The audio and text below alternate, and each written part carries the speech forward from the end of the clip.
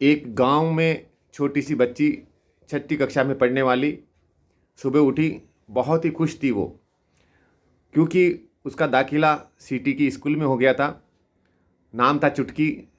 वो जल्दी उठ के अच्छी तरह से तैयार हुई और खुशी खुशी बस का इंतज़ार किया। कुछ देर बाद बस आई, बस में बैठी और 1 घंटे के सफ़र के बाद में वो सिटी पहुंची। सिटी पहुंचने के बाद के अंदर स्कूल पहुंची। स्कूल के अंदर जैसे तैसे करके अपनी कक्षा का पता किया और वहाँ पहुंची तो लोगों ने, बच्चों ने उसकी मजाक उड़ाई। और क्योंकि वो गांव से आई हुई थी तो टीचर ने बोला, चुप हो जाओ बच्चों, शांत रहो, ये चुटकी है, ये गांव से आई है, आज से ये आपके साथ पढ़ेगी, आप लोगों के साथ पढ़ेगी। ऐसे करके फिर टीचर बोलती है, अच्छा बच्चों, आज आपका सरप्राइज टेस्ट लिया जाएगा। सरप्राइज टेस्ट मेरे हिसाब से वो होता है जो अचानक लिया जाता है।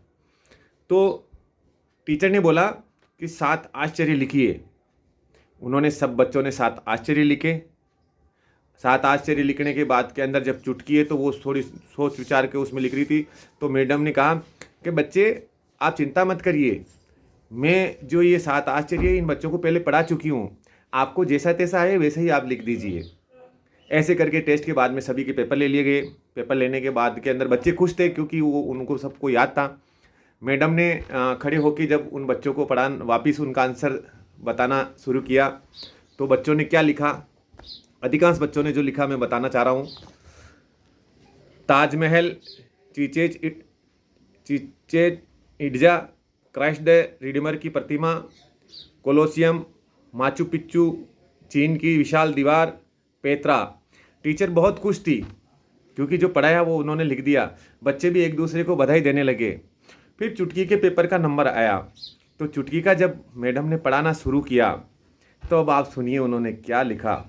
7 आश्चर्य: देख पाना, सुन पाना, महसूस कर पाना,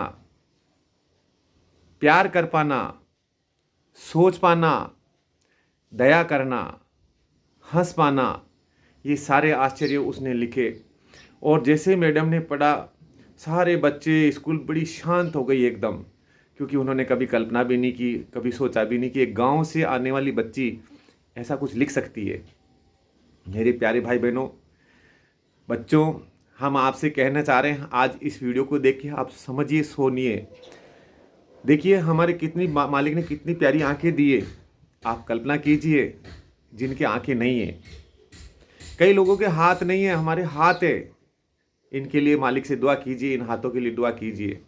कईयों के पैर नहीं है, हमारे कितने अच्छे पैर दिए भगवान ने, उनके लिए भगवान का आप शुक्रिया अदा कीजिए।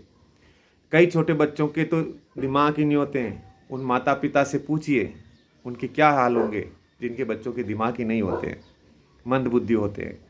तो मालिक ने हमें जो चीज़ें दी है उन चीज़ों को हम बारंबार धन्यवाद हमें देना चाहिए, बहुत बहुत धन्यवाद देना चाहिए। सुबह उठते ही हमें धन्यवाद देना चाहिए सबसे पहले।